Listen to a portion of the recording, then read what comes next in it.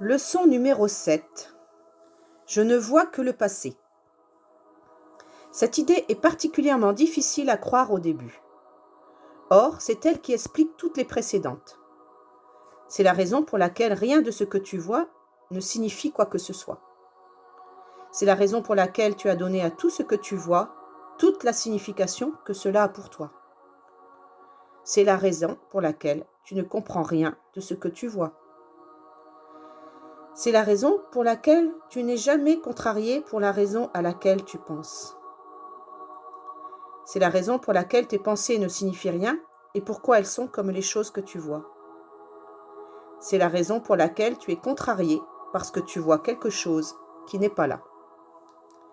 Les vieilles idées sur le temps sont très difficiles à changer parce que tout ce que tu crois est enraciné dans le temps et dépend de ce que tu n'apprends pas de ces nouvelles idées à son sujet. Or, c'est précisément pourquoi tu as besoin de nouvelles idées sur le temps. Cette première idée sur le temps n'est pas vraiment aussi étrange qu'elle peut le paraître au premier abord. Regarde une tasse, par exemple.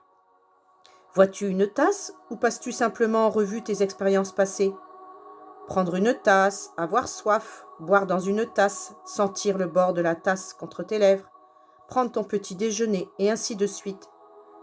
Tes réactions esthétiques à la tasse ne sont-elles pas, elles aussi, basées sur des expériences passées ?